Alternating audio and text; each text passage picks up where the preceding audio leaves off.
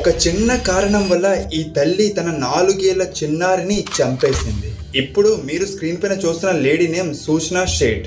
అయితే ఈమెకి 4 ఏళ్ల ఒక అబ్బాయి ఉండేవాడు. సూచనాకి మరియు తన హస్బెండ్ కి మధ్య డైలీ గొడవలు అయితే జరిగేవి. అయితే ఒకరోజు గొడవ జరిగిన తర్వాత సూచన తన 4 ఏళ్ల అబ్బాయిని తీసుకుని గోవాలోనూ ఒక హోటల్ కి అయితే వెళ్ళింది అండ్ అక్కడ చెక్ ఇన్ అయితే చేసింది. అయితే దాని తర్వాత రోజే సూచన ఆ హోటల్ నుండి చెక్అవుట్ చేసి వెళ్ళిపోయింది. హౌస్ కీపింగ్ వాళ్ళు ఎప్పుడైతే ఆ రూమ్ ని క్లీన్ చేయడానికి వెళ్లారో అప్పుడు ఆ రూమ్ లోన రక్తపు మార్కులు అయితే కనిపించాయి. అయితే వెంటనే వాళ్ళు ఆ హోటల్ ఓనర్ కి అయితే ఇన్ఫార్మ్ చేశారు. ఆ హోటల్ వాళ్ళు సీసీటీవీ ఫుటేజ్ ని చెక్ చేస్తే సూచన ఆ హోటల్ లో చెక్ ఇన్ చేసే సమయంలోన తన దగ్గర ఒక అబ్బాయి ఉండేవాడు. కానీ చెక్అవుట్ చేసే సమయంలో ఆ అబ్బాయి కనిపించలేదు. అయితే ఆ హోటల్ వాళ్ళకి డౌట్ వచ్చి పోలీసులకి అయితే ఇన్ఫార్మ్ చేశారు. అయితే పోలీసులు వచ్చి ఇన్వెస్టిగేషన్ అయితే చేశారు.